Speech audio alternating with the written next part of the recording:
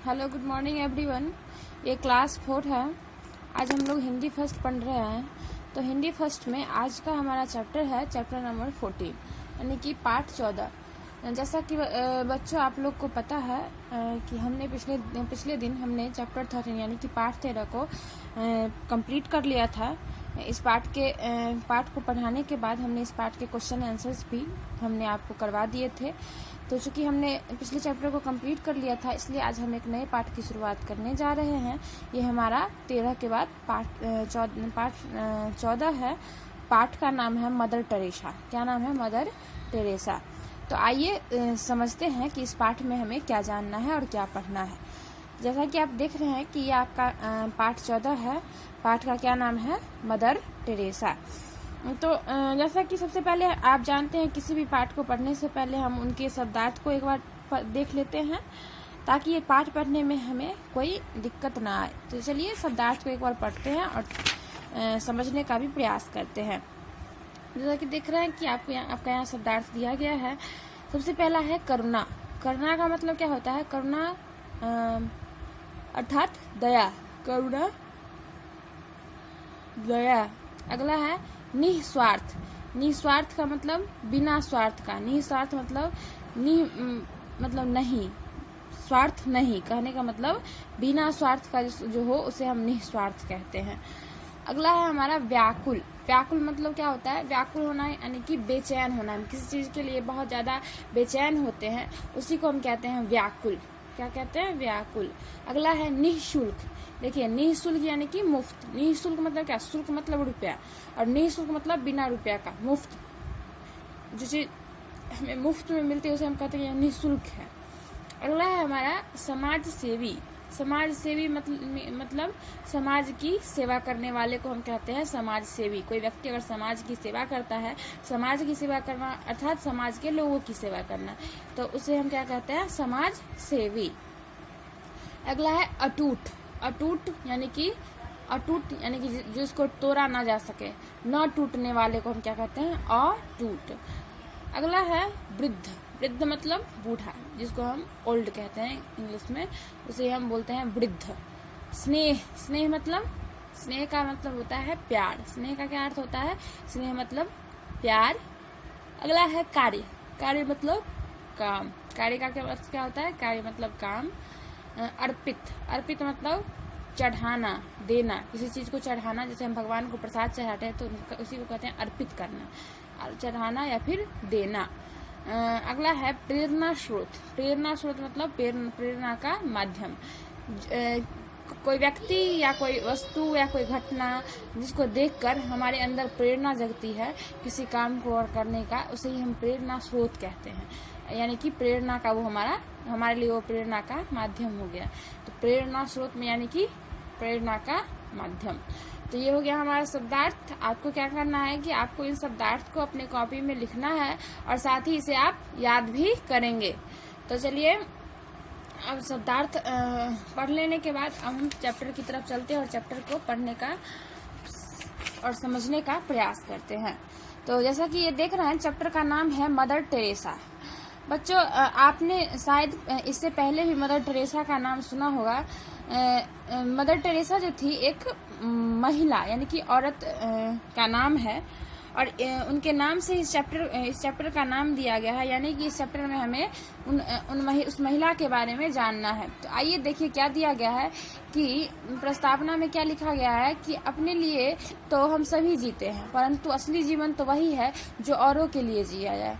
क्या कहा गया है कि दुनिया में जो भी व्यक्ति हैं वो हर काम अपने लिए करते हैं, अपने लिए जीते हैं। हम कुछ भी अगर करते हैं पूरे दिन, तो उसमें हमारा अपना स्वार्थ छिपा होता है।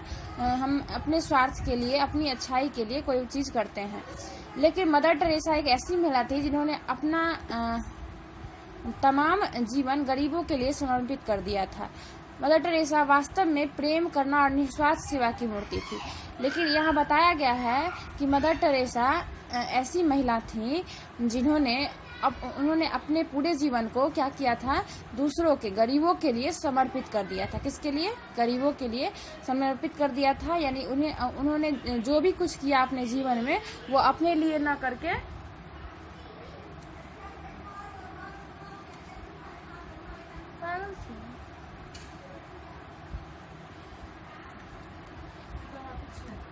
गरीबों के लिए किया। मदर टेरेसा वास्तव में प्रेम, करुणा और निस्वार्थ सेवा की मूर्ति थी। क्या कहा गया है कि मदर टेरेसा जो थी वो कैसी थी, तो प्रेम यानी कि स्नेह, करुणा यानी कि दया, और निस्वार्थ यानी कि बिना स्वार्थ का जो हो सेवा करने की एक मूर्ति थी। वो सेवा करती थी किस तरह का, तो प्रेम से, करुणा, उनके सेवा में प्रेम रहता था, करुणा था और निस्वार्थ था, बिना स्वार्थ का। तो आइए हम उन्हीं के बारे में पढ़ते हैं। क्या कहा गया है कि मदर टेरेसा का जन्म जो है वो 26 अगस्त 1910 को यूगोस्लाविया के स्कोपजे नामक छोटे से शहर में हुआ था। क्या कहा गया, मदर टेरेसा का जन्म कहाँ हुआ था, तो यूगोस्लाविया के स्कोपजे नामक एक छोटे से शहर में हुआ था। और उनके पिता एक भवन निर्माता थे।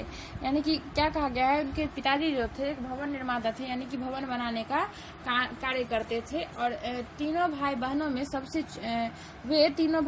सबसे छोटी थी। यानी कि मदर टेरेसा 3 भाई बहन थी, जिनमें सबसे छोटी कौन थी, मदर टेरेसा ही थी।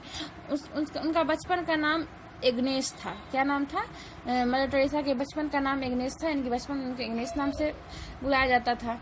उनके माता पिता धार्मिक विचारों में विश्वास रखते थे, अतः एग्नेस पर उनका प्रभाव पड़ना स्वाभाविक ही था। मात्र 12 वर्ष की आयु में ही एग्नेस ने अपने जीवन का लक्ष्य तय कर लिया था। उनके माता पिता जो थे तो वो क्या थे, वो धार्मिक प्रवृत्ति के थे, यानी कि धार्मिक विचारों में अधिक विश्वास रखते थे। और उन्हीं का प्रभाव एग्नेस पर ज़्यादा था।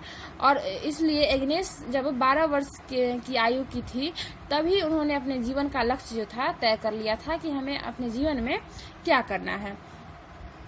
आगे क्या कहा गया कि 18 वर्ष की आयु में वे नन अर्थात ईसाई सन्यासियों की एक संस्था सिस्टर्स ऑफ लोरेटो से जुड़ गई। उन्होंने इस संस्था द्वारा कुछ महीनों तक डबलिन में प्रशिक्षण प्राप्त किया। इसके पश्चात उन्होंने भारत आकर 1931 से 1948 तक कोलकाता में सेंट मैरी हाई स्कूल में अध्यापन कार्य किया। कहा गया है कि जब वो 18 वर्ष की हो गई तो वे एक ईसाई सन्यासियों का एक संस्था चलता था। उस संस्था का नाम था सिस्टर्स ऑफ लोरेटो। उसी संस्था से वो क्या गई, जुड़ गई। और इस संस्था में ही उन्होंने कई महीनों तक डबलिन में रहकर प्रशिक्षण लिया। और इसके पश्चात जब वो भारत आई, यानी कि 1931 में वो भारत आई, तो 31 से लेकर 48 तक उन्होंने स्कूल यानी कि कोलकाता के सेंट मैरी हाई स्कूल में अध्यापन यानी कि शिक्षक का कार्य किया, पढ़ाने का कार्य किया शिक्षक बनकर।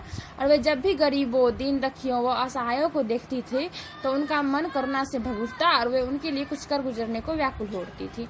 यानी कि उनके बारे में यह बताया गया है कि वे उनके सामने जब भी कोई गरीब व्यक्ति यानी कि दीन दुखिया आदमी या फिर कोई असहाय व्यक्ति उनके सामने आ जाता था तो वो उसे देखकर उनका मन जो था वो दया से भर उठता था और वे उस गरीब या उस असहाय व्यक्ति के लिए कुछ कर गुजरने की इच्छा रखती थी और उसके लिए व्याकुल भी हो उठती थी।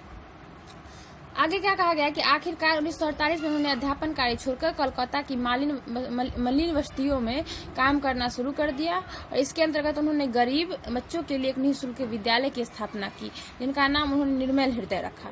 क्या कहा गया है कि लास्टली उन्होंने क्या किया कि वो जो सेंट मैरी हाई स्कूल में अध्यापन का कार्य कर रही थी शिक्षण का, उन्होंने क्या किया उस कार्य को अंत में छोड़ दिया और उन्होंने जो कोलकाता की जो मलिन बस्तियां थी यानी कि जो छोटे लोगों की जो बस्तियां थी जहाँ पे गरीब असहाय लोग सब रहते थे वहाँ पे जाके उन्होंने एक निःशुल्क विद्यालय खोला। यानी कि उस विद्यालय में पढ़ने के लिए कोई शुल्क नहीं लिया जाता था, मुफ्त का निःशुल्क विद्यालय। और उस विद्यालय का नाम उन्होंने क्या रखा तो निर्मल हृदय रखा। क्या नाम रखा? निर्मल हृदय। तो चलिए बच्चों आज के लिए बस इतना ही रहने देते हैं। आज हम मदर टेरेसा के बारे में इतना ही बात जानते हैं। अगले दिन हम आगे और जानेंगे।